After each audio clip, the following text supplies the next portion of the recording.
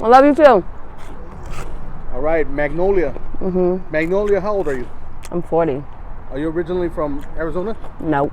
Where are you from originally? New Orleans. New Orleans? Mm-hmm. What's your current situation right I'm homeless. I was left here from Colorado because the person that I came with didn't tell me that they were picking up a mass. So I decided to stay back, not get in the car. And if he got stopped, I'd go to jail. And I have a clean record. I've never been arrested, and I'm pretty proud of it. So I keep it that way. But I've been here for 2 years, and it's hard. Just to like right before Christmas, like 3 weeks ago, I was kidnapped. I was kidnapped and taken all the way out to Bumblebee by Flagstaff, and he said he was going to shoot me, and he let me go because of my smart ass mouth. Because I have a witty mouth. Yeah. I didn't let him have fun with it. I stayed in control of the situation. You know, they tell you that's what you do. You stay in control of the situation. You respond. You don't react. And that's what I did. I'm a pretty wise woman, I believe, and I've made it on these streets for 2 years already, almost 3, without getting arrested, without, getting into fights, without, getting on anybody's bad side and having somebody come after me and stuff. And it's a struggle. But I keep my nose in books, and I keep my mind in my own business and my nose in my own business, and I don't wonder what other people are doing and worry about what other people are doing, because it's none of my business. If they want to do something, they can go do it. I don't do it. Off and on since I was 19. Since you were 19? Off and on, yeah. How do you go homeless at 19? My adopted parents dropped me off at the streets in New Orleans, told me to go get it how I needed to get it, while they collected money on me until I was 26. The government. How long have you been living under this bridge right here? I don't live under the bridge. I live down the wash down that way. Okay. And I move around a lot. It's not wise to stay in the same spot for long periods of time, because you hear bad stuff happen in one spot. You want to keep your stuff safe. You safe, so you move to another spot. Or if it rains, you get washed out. You get in a flood. You go little mini Katrinas out here. You lose your stuff and you have to move because the water washes you out. Washed out of the wash. It's funny. I struggle, and I merely wait for people to offer. I don't go and beg. I don't fly signs. I don't ask people for money or anything like that.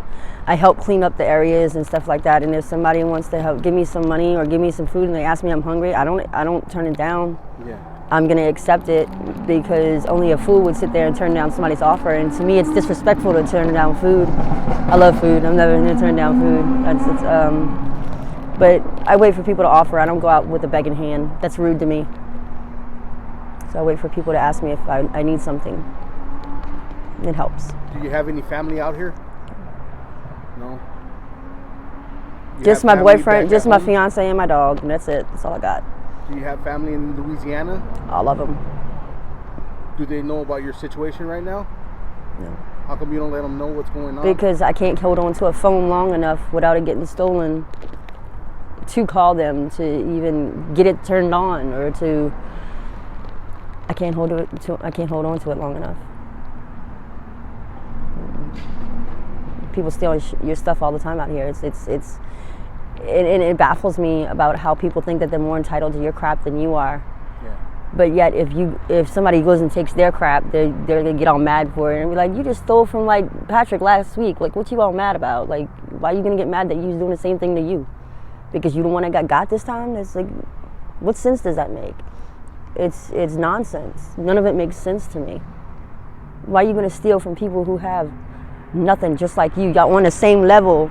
What makes you think that because you're higher in a level than they are when y'all in the same situation? Nothing. That's just you being a bully. Stop it. Don't do that to people.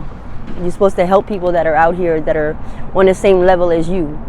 Don't sit there and try to make them feel like they're lower when they ain't got nowhere else. They ain't no lower to go. My childhood was rough.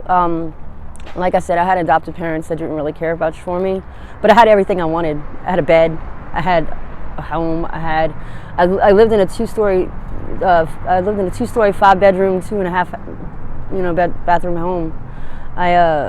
Everything I wanted, it was just literally an ask away. So it was good. It was good. At what age did you go into the system? 2. At 2. Did you get to meet your biological parents? Yes, I did. And I love my mom so much. I do. I love my daddy too. I didn't meet my dad until I was 28. I met my mom when I was 21, but I always knew about my mom. I always would throw my mom in my adopted mother's face. I'd be like, I want my mama. Fuck you. I don't like you. And I love my mom. I love my dad. And I miss them very much. Do you still have them? I don't know. My mom was diagnosed with cancer about 2 years ago, and my dad, I haven't talked to him in about 2-3 years because I can't get in touch with him, or I can't get the phone, to keep hold the phone. So no, they don't know. They don't know at all. If one day they stumble upon this interview and they watch it, what would you like to tell them? Don't worry, Mama, I'm gonna be all right. I'm gonna be all right. I keep in the back of my mind every day that everything's gonna be okay. And that's what I go on. I tell my mama, don't worry, I'll be all right. Everything's gonna be okay, Mama. That's what I would tell her and my dad. What are you doing right now to try to get out of your situation? Or are you even trying to get out of your situation? I'm trying to. My boyfriend's trying. Well, I keep calling him my boyfriend, but he just asked me to marry him. My fiance's trying to get a job, and he does what he's got to do to make the money that he needs to make. But it's not ever a lot, but it is enough to get us food and stuff like that. And I am thinking about looking in housing situations and stuff like that. I have food stamps, so that helps a lot. But we're trying. It's just like I said. To live your life is the struggle while you're struggling to live your life, when you're struggling to even have a life that's worth living. Struggle's real. To any younger person that's watching our interview right now, that's thinking about running the streets or trying substances, what kind of advice Don't do it. them? Don't do it. Stay at home where, you don't like rules and stuff like that. You don't like having to listen to your mom and dad. You think it's cool to be on the streets and doing what we're doing. You're going to wind up getting shot. You come out here. You're going to wind up getting mugged, murdered, raped. Don't stay home where you're safe, because this isn't a kid's life, yo. It's not a kid's life. I wouldn't want my kids in here. If I saw my kids out here, I'd probably beat their ass for being out here. That and punish them for the rest of their lives. I wouldn't want to see my kids out here. Don't do it. Stay home where you're loved, because there's no love out here. Exactly. All right. Well, thank you for sharing your story. I really do appreciate it. No problem. Are you okay with me using this on my YouTube channel? I don't care.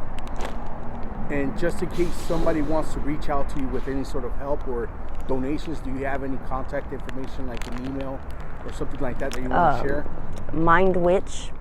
It's MIND Witch, WITCH 82 @gmail.com. All right. Thank you. I appreciate it. No problem.